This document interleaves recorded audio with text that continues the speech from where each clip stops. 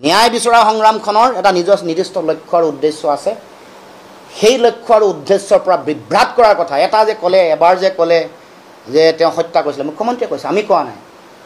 মুখ্যমন্ত্ৰীও সেইকাৰণে তদন্ত আওতালৈ আহিব লাগে। কেনেকৈ গম পালে, ক'ত গম পালে, কোনে ক'লে, চ'ৰ্চ কি, আহিব লাগে।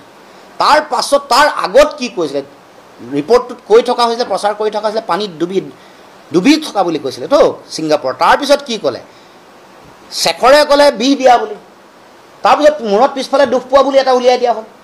এতিয়া আত্মহত্যা, এইটো কিয় মানে ইমান সলনি? ৰাতিপুৱা এটা কয়, গধূলি এটা বেলেগ কয়, গধূলি এটা ক'লে ৰাতিপুৱা পুৱা আকৌ বেলেগ কয়। এইটো কিয় মই বুজি পোৱা নাই। মুখ্যমন্ত্ৰীক সেইকাৰণে কৈছোঁ যে আপুনি সত্য অন্বেষণত নামক।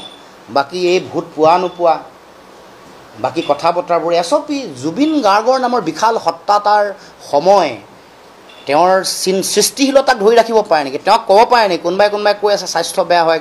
জুবিন গাৰ্গটো গোটেই উৰেটো জীৱন উজাগৰে কটালে ৰাতি।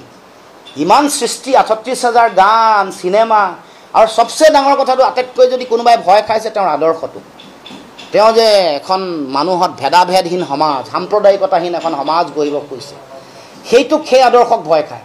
তেওঁ প্ৰকৃতিৰ প্ৰতি দায়িত্ব আৰু দায়বদ্ধতা, গছ নাকাটিব, পশু পক্ষীৰ প্ৰতি মৰম আৰু দয়া, এইবোৰহে তেওঁৰ তাত মহানতা শক্তি, সেইটোক মানে বেছি ভয় খাইছে। কা বিৰোধী গণ আন্দোলন, কা জাপি দি অসমক অন্যায় কৰা হৈছে, এইবোৰ আদৰ্শ, এই সংগ্ৰামৰ প্ৰতি বহুতে ভয় খাইছে। কাৰণ সেইবোৰ মানুহৰ মাজত জীয়াই থাকিব তেওঁৰ সৃষ্টিশীলতা, জীয়াই থাকিব তেওঁৰ আদৰ্শ, তেওঁৰ জাতীয় চেতনা, তেওঁৰ দৰ্শন, এইবোৰেহে মানুহৰ মাজত সমগ্ৰ পৃথিৱী কিয় হৈছে। আজি CNN, BBC কিয় তেওঁলোকে হেৰি কৰিছে, বাতৰি সম্প্ৰচাৰ কৰিছে, কিয় সমগ্ৰ আমেৰিকাৰ ছিংগাৰ, মিউজিক কম্প'জাৰে তেওঁৰ কথা কিয় কৈছে, গান কিয় গাইছে, গ্ল'বেল লেভেলত তেওঁক ট্ৰিবিউট কৰি, তেওঁক সোঁৱৰি কিয় গান গাইছে, বিভিন্ন গান কিয় গাইছে, কিয় ৰবীশ কুমাৰে কৈছে যে মই এদিনো গম নোপোৱা জুবিনক আজি গম পাই, মানুহক যে সহায় কৰে, পৰোপকাৰ, মানুহৰ দয়ালু দৃষ্টিভংগী, মানৱতাবাদ, এইবোৰৰ শক্তি, হিংসা,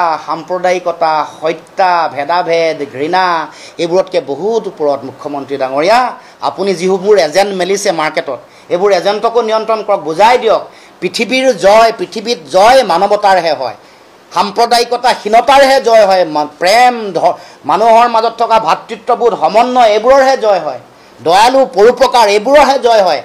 গতিকে সময়ে কাকো ক্ষমা নকৰে। যিবোৰ এজেণ্ট মাৰ্কেটত মেলি আপোনাৰ পে'ৰোলত থকা যিসকল এজেণ্ট আছে, তেওঁলোকক মুখ বন্ধ কৰি ৰাখিবলৈ কওক। সকলো এগৰাকীকে সকলোৰে চৰিত্ৰ ওলাই পৰিছে, ৰাইজে সকলোকে নিৰ্মূলভাৱে বিশ্লেষণ কৰিছে।